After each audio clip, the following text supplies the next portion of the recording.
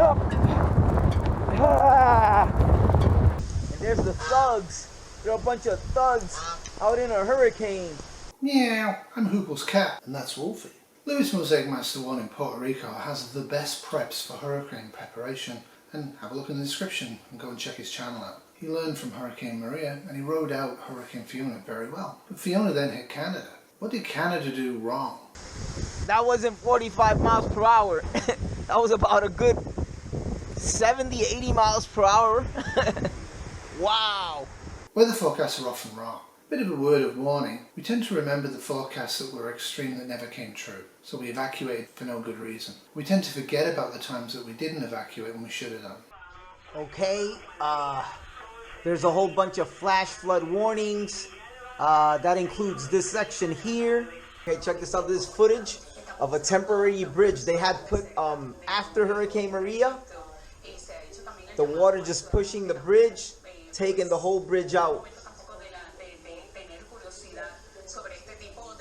That's some nasty flash flood warning, okay? You're at risk from flash floods? Can you get out of your area? There's also reported total power grid down, okay?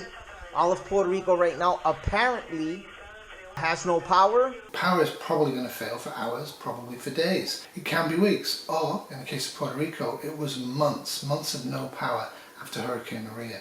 How prepared are you for that? Trees and power lines have been torn down as Fiona moves through Nova Scotia. Roads are going to be impassable for hours, days, weeks, possibly even months in some places. So that means you're not getting any gasoline or food deliveries, and it's going to be hard to get out. They show a tree in Sydney, Nova Scotia the night before the storm hit. And then look at this, what it looks like early this morning. The wind's going to be very strong and it's going to gust. How prepared are you? Do you have trees close to structures that are going to fall on those structures? As the rain continues to pour down. In Halifax, crews have begun to deal with the downed trees that are scattered through neighborhoods. Total grid failure didn't happen in Atlantic Canada. Getting closer, but it didn't completely fail. Hundreds of thousands have lost power in the province. Having an alternative green means of energy is actually a good idea. It shows the Royal Cape Breton Yacht Club as the winds batter around boats and one person tries to shore up. This is beyond stupid. If he falls in, he'll get crushed or drowned, and probably both. If you have to do stuff like this, do it before the storm hits, not after it hits. If you haven't done it, don't do it. Life before property. During a hurricane, don't expect anyone to come if you dial 911. You may not even have a phone service, even cellular will go down. But if you are able to call, unless you're in Nova Scotia, the police probably aren't out and about cruising the streets. They're tough up there. It's Saturday morning in Sydney, Nova Scotia, the eye, or what's left of it, the center of Hurricane post-tropical storm Fiona has passed by just to our west. We have seen these winds that have been so persistent since late last night, at times gusting 130 to 140 plus kilometers per hour. That's about 80, 90 miles an hour for Americans watching this. The winds die down a little bit, and then you get another wave, another round of heavier rain and gusts, and every now and then you still see a power flash. We had some lightning strikes as well, and the damage here is extensive. Much of the city, much of the province is without power. Just don't be outside.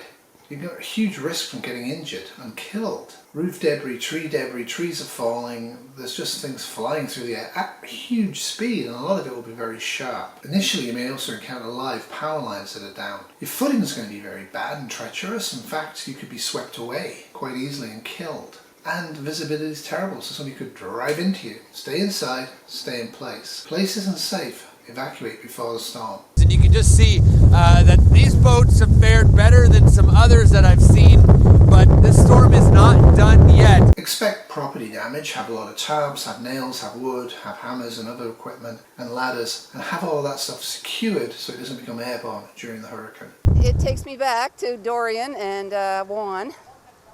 How does this Definitely kind Juan. of compare to Dorian and Juan? Well, Juan was worse on this street, but I think we're going to be a while without our power. In terms of listening to it, I thought it felt not as bad as Dorian, but I'd say the damage on this street is worse by a fair bit. Opinions vary whether it's worse than 2019 Dorian. However, Quebec, Prince Edward Island, Nova Scotia have lost important natural and human landmarks, they're gone now. In addition to the loss of these landmarks, schools are damaged, hospitals are damaged, stores are damaged, workplaces are damaged. It all requires a lot of cleanup, a lot of money and a lot of effort to get back to where they were before the storm hit. Fiona's fierce winds and storm surge devastated the community on the southwest coast of the province, sweeping several homes out to sea.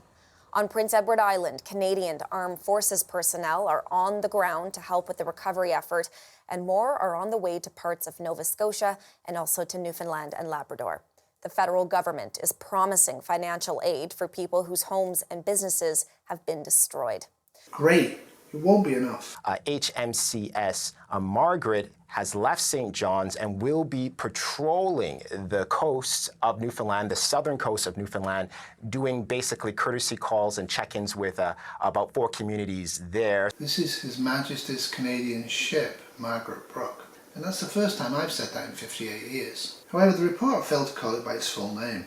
Margaret Brooke was a dietitian, but in 1942 she enlisted as a nursing sister. That's because the Canadian Navy didn't recognise dietitians at the time. The RCN is actually the Royal Canadian Navy. She was very brave and she got an MBE for action she took during the sinking of her ship. Her ship was torpedoed. She's a true Canadian hero and worthy of getting her name right. What have you been seeing in terms of damage? Well, mainly it's the coastal area that have been touched, as mostly them, and really bad. The storm surge was so high and so devastating, a combination of the moon, the winds, the low pressure system. I want to show you, this is one of the part of the island that was mostly hit by it. Take a look, first take a look at this.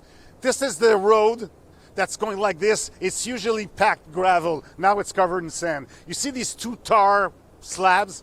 I asked the residents from around here, where do you think the tar slabs come from? They said nobody had tar here. It comes from somewhere else. Look at that house in the back, the white one. Well, actually, that house was there in the empty lot. You can see there. The road has been covered with rocks over there, and also with the picnic table. I don't know if you can see it, because they have so many erosion problems that they do put these rocks dam on the coast. And the storm surge was so hard, it pushed everything back there. And you know, look at this house. The only reason this house is still there is because that house is on stilts, because everything else is like pretty damaged. Fiona was the second hurricane to hit the Gulf of St. Lawrence in the last 3 years. They rebuilt after the first one. They'll probably rebuild after this one. But how many hurricanes are going to hit an area before the government and the insurers and people just stop repairing stuff, stop rebuilding stuff? At that point, any property you have is going to be valueless. Well, actually, I would say the people from the island are very resilient. They know that they say their houses are built to resist a lot of these bad weathers, because to give you an example, they're tar shingle on the roofs, where in our houses it's only nailed. They're glue theirs one by one. So their houses are kind of ready for that. But what they fear the most is that they had Dorian here in 2019 that made a lot of damages too. And they start to think, oh, is this the new reality? Is this with climate change the new thing that's going to happen? Now we're going to have a storm every 3 to 5 years coming along and destroy our island. Even if we put these rock dams on the shores, is it going to hold? And we're going to keep our island? That's a fair question. I'd rebuild it and sell it. There will be more hurricanes and they will be stronger. Science says quite clearly that hurricanes, etc., and bad weather events like this are going to get progressively stronger and more frequent for at least the next 20 years. The destruction is big, is bad, but it cannot be as bad as sometimes like Michael 2018 in Florida, because of the density of the population. Here their houses are quite separated from one another, while in the States they're all together, and when a wave comes in, everybody goes. Fair point on damage risk. Well, it could be a frightening thought to think we may start getting American-style hurricanes here in Canada. Of course, that's not what he said.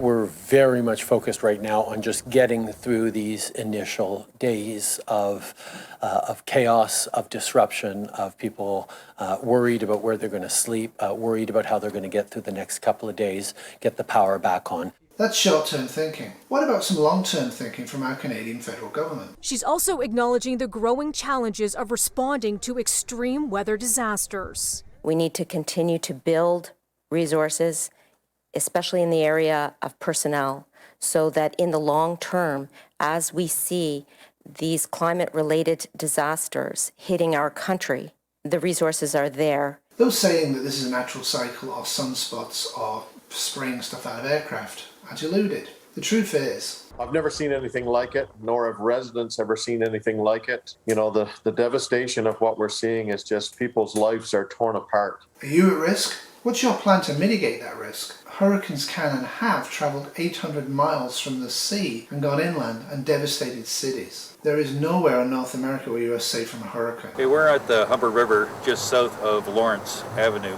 and on the night of the hurricane, 30 feet or 10 meters of water came down this valley in a space of 8 hours.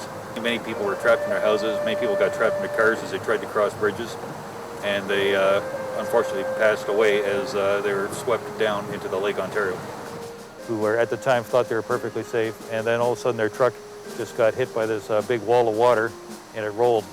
Of the 9 firemen that were sitting on that truck, 5 of them perished. Toronto was in shock. The Army had to provide water, food, fuel, and get people out of their houses. But there's also thousands of dead farm animals, pigs, cattle, horses. And with the warm weather, it's a beautiful day just like this.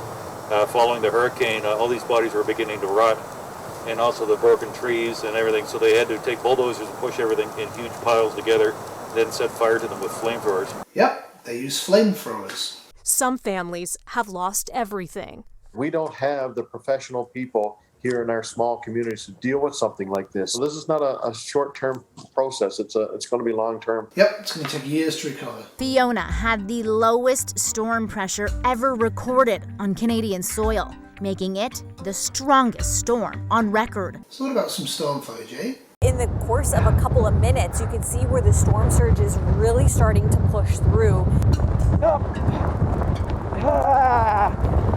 Waves offshore measured at 17 meters.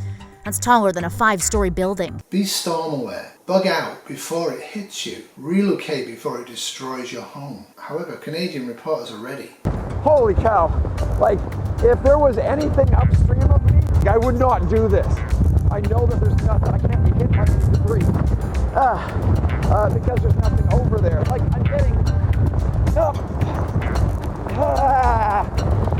Look, you really shouldn't be outside, and nor should you. Emergency crews are out this morning trying basically to stop people from using these streets and these roads because they've been flooded. Stay off the roads. Let the police, fire services, ambulance services, hydro workers, council services do their job. Yeah, power lines, got to be very careful. But check this out. And I mean, this has kind of been all over the city, like completely uprooted tree here. Jesse, I got to throw it back into you because I'm having a little bit of trouble standing up. Walking around possibly live power lines is suicidal, as is reporting from a beach during storm surges. We are Canada, not CNN. We can do better than that. Hundreds of flights cancelled. Good. Flying's the major cause of why Fiona hit and why Fiona's as bad as it is. People can be in denial about all of that, but it's the truth. As Fiona literally broke down the door. Wherever you are, please stay safe and take human-caused climate change seriously. The time is becoming quite short for you to be able to relocate and get value from the property that you're leaving behind. So thanks a lot for watching. Have a great week. I feel sorry for the people of the Caribbean. I feel sorry for Atlantic Canada. And I'm probably feeling sorry for Florida, Georgia, and a few other southern states right now. Be interesting to see if it goes back out to sea, Hurricane Ian, and if it intensifies once it does that.